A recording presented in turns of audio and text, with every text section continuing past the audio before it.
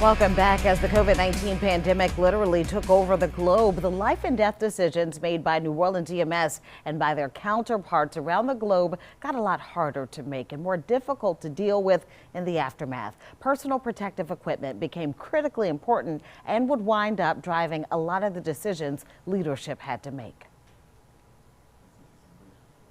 But Gina, it's the story behind the story that really brings it home, as Heath Allen shows us through the eyes of first responders.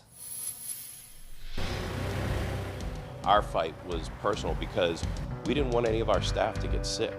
Special Operations Chief Cedric Palmisano and his team had to get creative and in a hurry. Suddenly, COVID was everywhere. Personal protective equipment, face masks, gloves, Tyvek suits could not be found through normal channels.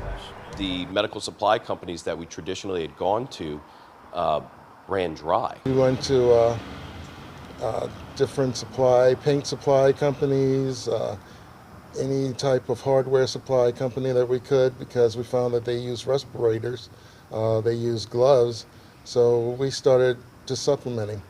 To date, New Orleans EMS PPE sits securely in an undisclosed but central location for security reasons. Still, precious commodities.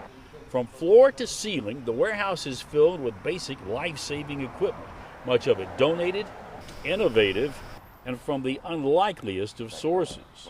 Ford, the maker of trucks, they make the chassis of our ambulances. They made these face masks, and they donated them to us. Lowe's donated game-changing respirators. Fastenal, Grainger, stepping up with whatever they had or could improvise. And this.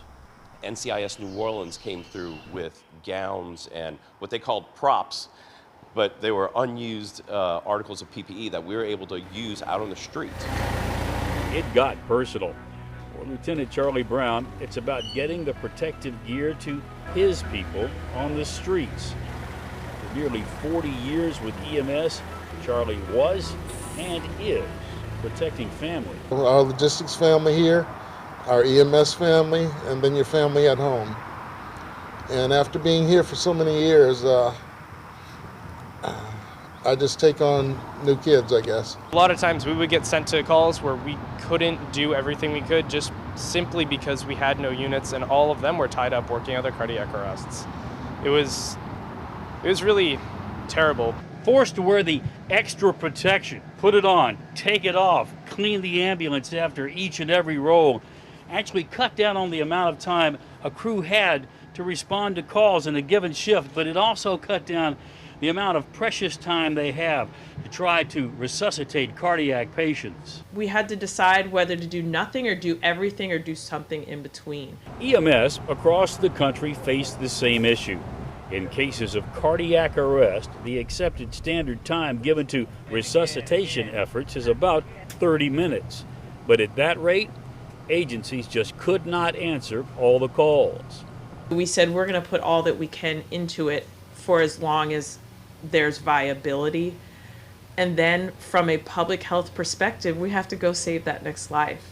And it was really hard to make that decision, but I think we made what was appropriate for the time. Paramedics and EMTs certainly used to dealing with trauma and with shootings, emergencies, and things of that nature. But during COVID, they often had to do it with personal loss at home. How they made it through by leaning on one another. Loss and loyalty, as seen through the eyes of first responders.